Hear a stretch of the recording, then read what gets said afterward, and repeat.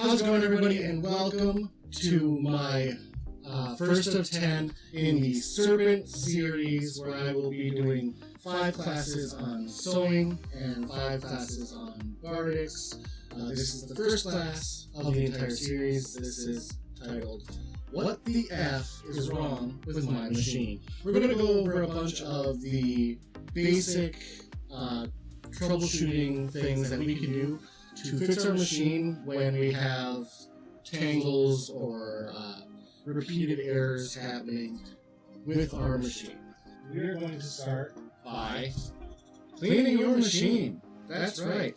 We're going to break this down and we are going to give this a quick clean. That is usually the biggest issue with threads getting caught up, things getting stuck inside, tangling happening. You do want to clean your machine at least once every project. So if you have a big project, clean it before. If you want to stay on top of things, you clean it before and you clean it after. Then you know for sure that it's good for the entire project. First thing we're going to do, you can see here that thread's kind of tangled up in here, isn't it? A little bit of a mess. So the first thing we have to do is we have to get this thread out of the machine. Now if you have your fabric in there, you don't want to just start yanking on it and moving it around to try and get it out of there. You want to grab a sharp pair of scissors, a little small guy here. These are really nice. You're going to get in here. You're going to clip out any of the threads that you can see. Anything that's gathering up and clumping in there, cut that out of there. Throw that away. And we're going to unthread the whole machine. So you can see I'm grabbing it from the top here. Pull out all that thread. Top the bottom open here. Pull my bobbin case out of there. If there's any threads, go ahead and get them out. Pull your bobbin off. You don't want any threads left inside of your bobbin case. Now every new machine, when you buy it, is going to come with one of these. This has a little brush on the back end, and the front end is a seam ripper. We're going to use that brush to go through and get in here and clean out inside the machine. You want to get in deep in the bobbin case. Get everything out of there.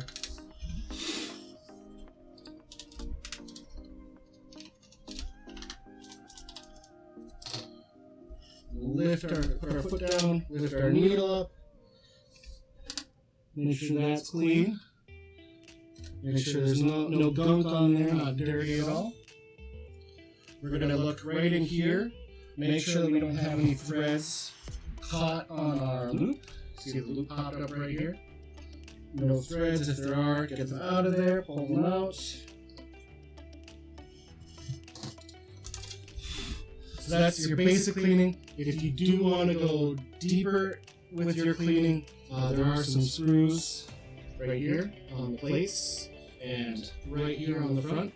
You can go ahead and pull those out and get a deeper clean in there. You can also pull your bobbin casing apart and really clean out the gunk inside of those. It's also how you're going to grease up things and make sure that they're moving smoothly. Next thing we're going to do is we're going to restring our machine. Now when we restring our machine, we want to make sure that we're following the path that's laid out on your machine here. You can see little designs everywhere up top, and it'll show you which way you're going to thread you're going to run your thread through the system. So you're going to start at this top loop here, come around the grabbing plate, down the front, and you can see 1, right here it says 2, right here it says 3. We're going to drop that thread down around the 3, we're going to come up.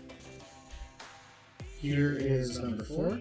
That's that arm that came up when we twisted earlier. Then we're going to come down here, and as you can see, we're going to hook our thread right over this little bar right here. Make sure everything's sitting in place. Grab our thread, and we're going to thread it through the needle.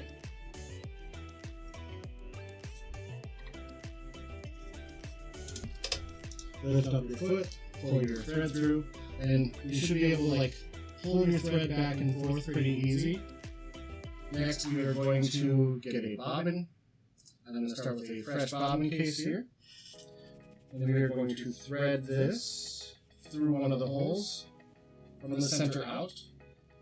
Grab it, wrap it around 3 or 4 times.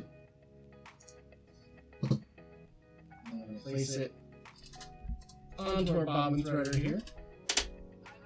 Lock that into place. Now, when you lock that into place, it's going to stop all the other mechanisms from moving, so you don't have to worry about your needle going up and down or your thread getting caught up in here. And then we're just going to run the machine to thread that. Now, while we're threading it, we want to keep a little bit of tension on there, but not a lot. You're also going to pay attention to your bobbin to make sure that your thread isn't bunching up anywhere.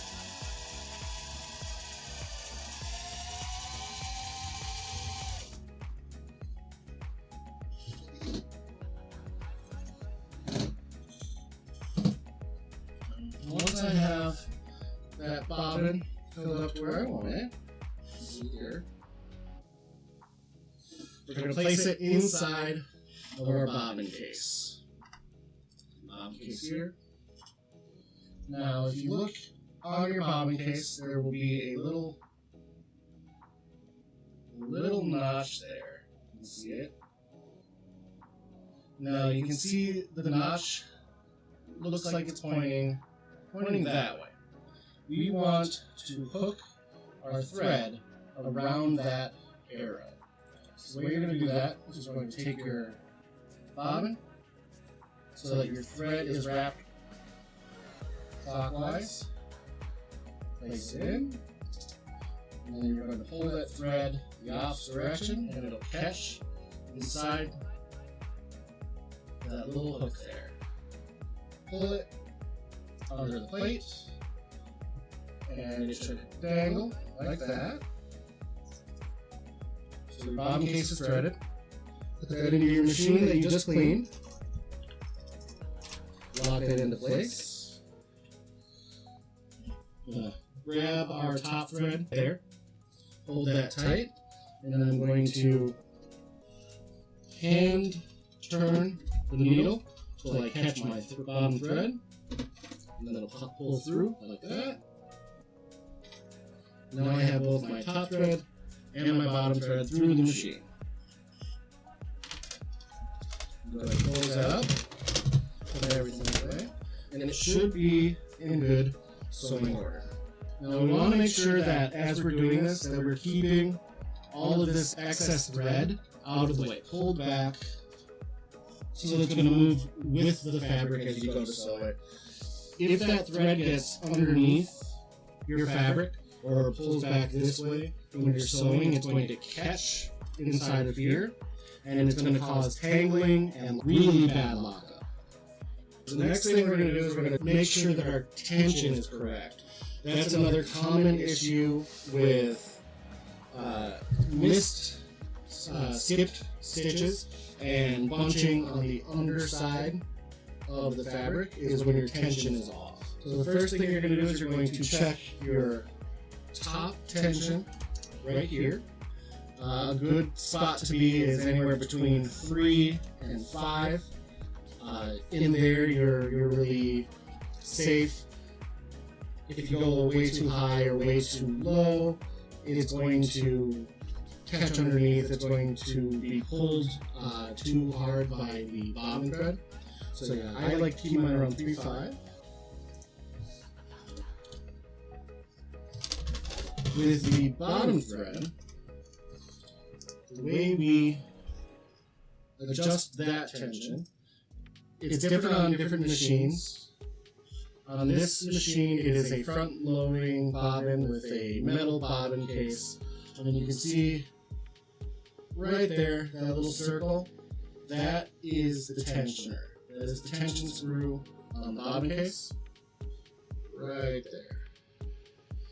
Now, the way to tell that your bobbin tension is correct is you're going to dangle that bobbin from the thread, and you're going to shake it. Now this is a little bit too tight. When you shake it, it should be moving. It should move fairly easily. But when you're not shaking it, you still want it to sit still.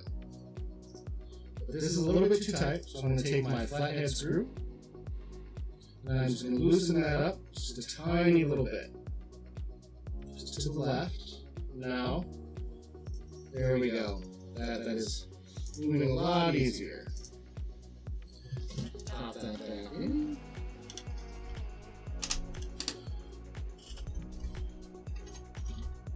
Pull that thread through like before. I'm going to cut off some excess thread here. It's starting to get a little bit too long. Now, the question is, how do you know which thread to change the tension on? How can you tell that you need to do one or the other? Let me show you here. I'm going to loosen my tension on my top thread. I have two different colored threads here. My top is black, my bottom is white. I did that on purpose so that I can check my tension.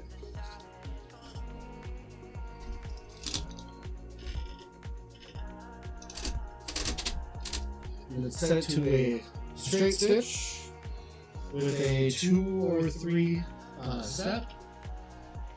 Width just in the center, because I just want to check it. On the machine a bit there.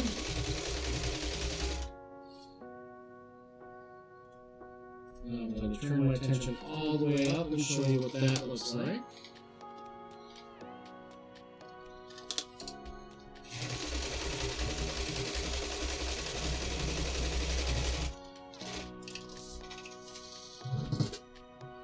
There is white from the underside popping through. And that's how you know which side needs to be either tighter or looser, is by putting two different colored threads on and adjusting it until there's only the color you want visible on that side. So top stitch, only black, no white poking through. Bottom stitch, only white, no black poking through. Next, most common issue is your thread. Each different type of thread has a different thickness. The thickness will affect how your machine is stitching. It's a very thick thread, but your needle the eyehole does not match. It's going to cut through your thread while you're sewing. If your thread is too thick, it can also jam up your system. If your thread is too thin, it can actually slip around in there as well, and your thread won't catch inside of the machine. Another thing you want to look at is the age of your thread. I'm not entirely sure why it happens, but older thread does tend to get caught up in the machines. I had a spool of thread that looked like it should have been fine. It was the right thickness, the right type, but it just did not like going through the machine. I switched it out for a newer brand. This one had been sitting in the case for probably more than 10 years. Switched to a new one, worked perfectly fine. You're also going to look at your thread condition. Is your thread fuzzy at all? Is it knotted, or does it have any fraying or chinks inside of it at all? You want it to be nice and smooth, nothing that's going to get caught in your machine. And then you're also going to look on your spool to see if there's any thread overlapping too much or gathering up in here, or like little bubbles inside of your thread. If that's happening, that can easily jam up your system. Next thing you're going to do is you're going to check your needle. I mentioned this earlier, but you're going to want to make sure that your needle is nice and clean, that there's no gunk on there. You want to make sure that there are no burrs or anything that's catching. You want to make sure that the tip of your needle is very, very sharp, because you want to be able to go through all of the fabric. You also want to make sure that you have the right needle type and size for the project that you're working on. For most projects, you are perfectly fine just getting one of these universal sets. And these universal sets will work for most things as long as you're not trying to do a ton of fabric or like hard fabric, leather, stuff like that. You can see here I have a pack of needles with different sizes. 100 over 16, 110 over 18, 90 over 14, and that is going to tell you what it's best used for. Denim, heavy duty, or leather. This is also going to have slightly different eye holes for your thread on it. If your needle is too small for your thread, it will cut it while you're sewing. If your machine is just not working, and you cannot figure it out, you've tried rethreading it, you cleaned it, and it just still is bunching or your thread is breaking, switch out your needle. Switch out your needle, give it a try, maybe it'll help. After that, we're going to check our fabric. The fabric that you're trying to sew will directly affect how your machine runs, especially based on the stitch that you're using and the type of thread that you're using. The things you want to pay attention to: is the thread catching when it's going through? Is the thread catching when it's going through? So needle's going in, needle's coming back out, but the thread isn't grabbing anything on the underside. That is usually because your fabric is stretchy. It's too stretchy, and it's not being able to catch the bottom thread correctly to pull through. A couple other things that will cause that: if your weave is really thin or your thread count's very loose, it can actually pull the fabric through into the machine, and that will either gunk it up, get the thread caught, or your thread just won't catch at all. Some other things to be aware of: loose strands from your cut edges. If any of those do go under where you're sewing, it will jam up your machine and thread will start to jumble in here.